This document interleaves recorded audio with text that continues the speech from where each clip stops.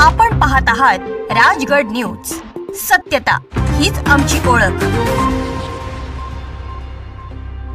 पुण्यातील फर्ग्युसन महाविद्यालय रोडवरील पादचारी मार्गावर अनधिकृतपणे बांगलादेशीय मुसलमान व्यवसाय करत येथील मुलींना प्रेमाच्या जाळ्यात अडकवण्याचा प्रयत्न करत असल्याचा आरोप रणरागिणी विचार मंचाच्या वतीने उज्ज्वला गौंड यांनी महानगरपालिकेकडे येथील बांगलादेशी नागरिकांच्या विरोधात तक्रार दाखल केली आहे आणि हे अनधिकृत पद्धतीने व्यवसाय करत असल्याचा देखील त्यांचा आरोप आहे आणि त्यामुळे येथे असुरक्षितता पसरते। या अनुषंगाने त्यांनी आज कलाकार कट्टा येथे त्यांनी माध्यमांशी संवाद साधलाय, तर काय म्हणाल्या पाहूयात। हा सगळं अतिक्रमण काढण्याची मागणी आपली होती, परंतु अतिक्रमण काही निघालेलं दिसत नाही। आता नेमकी आपली पुढची भूमिका काय? अतिक्रमण काढावं ही आमची वारंवार मागणी असते, कारण या ठिकाणी FC रोडवर संध्याकाळी 4 वाजल्यानंतर तर रात्री अगदी 12:30-1 वाजेपर्यंत गल्ली बोळांमध्ये छोट्याशा खोक्यामध्ये कपड्यांचा माल, मुलींसाठीचा कपडे विक्रीचा जो माल असतो तो घेऊन बसलेले असतात। त्यांच्याकडे कुठल्याही प्रकारचे आधार कार्ड नाहीये आणि सगळे हे जास्तीत जास्त 80 ते 90% मुस्लिम समाजाचे मुलं तिथे बसलेले असतात, ज्यांच्याकडे स्वतःची अशी कुठलीही ओळख नाहीये। ते लोक तिथे येऊन बसतात। आम्ही वारंवार मागणी करतोय की इथे ते बसले नाही पाहिजेत, फक्त तात्पुरतं अतिक्रमण हटवलं जातं। एक 4-5 दिवस सगळं शांत। आजही तुम्ही बघा, कारण 2 दिवसापूर्वी मी फेसबुक लाईव्हच्या माध्यमातून आवाहन केलं होतं की फर्ग्युसन कॉलेज रोडवर असलेलं जे अनधिकृत संध्याकाळी बसणारे जे मुलं आहेत विक्रीसाठी, त्यांच्या स्कॅनरचे आमच्याकडे काही फोटोज आहेत ज्याच्यामध्ये कोणीही हिंदू नाहीये आणि त्या बेसिसवर आम्ही वारंवार मागणी करत असतो, परंतु आमच्या मागणीला कोणी लक्ष देत नाही। म्हणून मी फेसबुक लाईव्हच्या माध्यमातून आवाहन केलं होतं जनतेला की हे अतिक्रमण जर लवकरात लवकर हटवण्यात आलं नाही किंवा त्यांचं इथं बसणं जर बंद झालं नाही तर आम्ही या ठिकाणी जाळपोळ करू, रस्त्यावर उतरू, आमचे कार्यकर्ते रस्त्यावर उतरतील। याच्यापेक्षा आम्हाला आता दुसरा मार्ग कुठला दिसत नाहीये।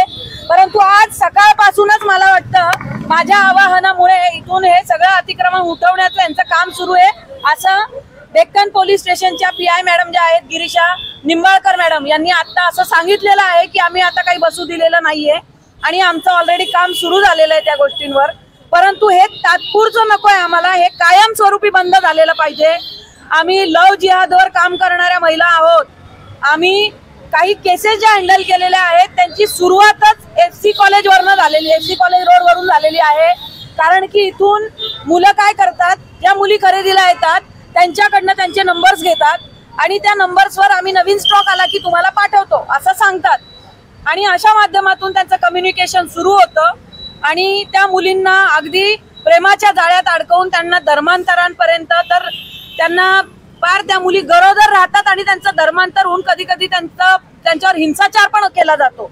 इतके प्रकार इथून आम्हाला उघडकीस आलेले आहेत आणि हे वारंवार आम्ही पोलिसांच्या निदर्शनात आणून देतोय। कंट्रोलला आमचे बरेच कॉल आहेत, त्याचा रेकॉर्ड आहे कंट्रोलला, परंतु कुठलीही कारवाई इथे होत नाही। आता नाही ना, मी तेच म्हणतेय, आमचे वारंवार कंट्रोलला हे आहेत, कॉल आहेत, इथे तात्पुरतं हलवलं जातं ते अतिक्रमण आणि दरवेळी वेगवेगळी मुलं असतात, दरवेळी वेगवेगळी मुलं इथे पाठवली जातात। ते बांगलादेशीच आहेत, रोहिंग्याच आहेत, याचा काय पुरावा आहे? भारतातले मुस्लिम सुद्धा असू शकतात, राज्यातले मुस्लिम असू शकतात, असू दे ना, भारतातले जरी मुस्लिम असलेत तरी पण या भागामध्ये बाहेरून शिकायला आलेल्या ज्या मुली आहेत त्यांचं वास्तव्य जास्त प्रमाणात आहे। त्या मुलींच्या आई वडिलांना माहित नाहीये की आपल्या मुली इथे शिकायला आल्यानंतर FC कॉलेज रोडवर किती मोठा वेळ घालवतात आणि इथे अक्षरशः आता मागेच याच रोडवर सुरू झालेला आहे आणि इथून त्या खोक्यांमध्ये जे कपडे विकायला ठेवलेले आहेत, आम्हाला अशी शंका आहे की तिथून ड्रग्ज सुद्धा मुलींना पुरवलं जात असेल किंवा ड्रग्जच्या आहारी सुद्धा मुलींना आणलं जात असेल, ही आमची पूर्णपणे आम्हाला आता गॅरंटी वाटायला लागली आहे। त्याचप्रमाणे डेक्कन जिम आहे, तिथे आतमध्ये प्रिमायसेस मध्ये जे डेक्कन क्लबचा बार आणि रेस्टॉरंट आणि बार आहे, तिथे पीटर नावाचा जो त्यांचा मालक आहे त्याच्या हाताखाली देखील 15 ते 20 जे लोक आहेत ते बांगलादेशी आहेत, त्यांच्याकडे देखील कुठलाही पुरावा नाही। तुम्ही जे म्हणताय ना, याची पूर्ण सखोल चौकशी व्हावी, यासाठीच आम्हाला वारंवार त्याचे प्रत्यय येत आहेत, पण आता त्याची चौकशी व्हावी। तुम्ही जे आजचा मुद्दा हे केला ना की ते बांगलादेशी किंवा रोहिंग्या आहेत का नाही, त्याचा मी आहे की आता पण मुंबईमध्ये 200 फेक आधार कार्ड सापडलेले आहेत आणि हे बांगलादेशी जे आहे जे फेक आधार कार्ड फेक ID बनवून इथं राहतात. हे फेक ID बनवून इथं राहिल्यामुळे हे आपल्या हिंदू समाजाला किंवा ह्या भारतासाठी हे आपल्या सिक्युरिटीचा मुद्दा आहे. हे कुठेही वावरत असतील ह्यांच्याकडे खोटे आधार कार्ड आहेत. हे खोटं आधार कार्ड पकडल्याचं रॅकेट तुम्ही शोधा. माझं सगळ्या पोलिसांना पण आव्हान आहे, यांना रेकॉर्डवर घ्या.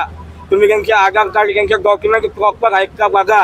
त्याशिवाय आपल्याला हे कळणार नाही आहे. हे खरं का ह्या भारताला एक धोका आहे. 3 वेळा मी सांगितलेलं आहे आत्तापर्यंत. तुम्ही जेवढे हे आहेत हे जेवढे मुसलमान पोरं इथं बसतात दरवेळेस नवीन पोरं बघतोय आम्ही. 4 वेळेस आम्ही स्वतः कंट्रोलला कॉल केलेले आहेत रात्री अपरात्री, काही झालेली नाही आहे. 4 वेळा रेकॉर्डवर घ्या, यांची प्रॉपर आधार कार्ड वगैरे चेक करा. त्याशिवाय आपल्याला कळणार नाही कोण आहे. प्रतिनिधी वर्षा काळे. आपल्या राजगड न्यूज चॅनलला लाईक, फॉलो, शेअर आणि सबस्क्राईब करा. अशाच नवनवीन व्हिडिओ पाहण्यासाठी बेल आयकॉन प्रेस करायला विसरू नका.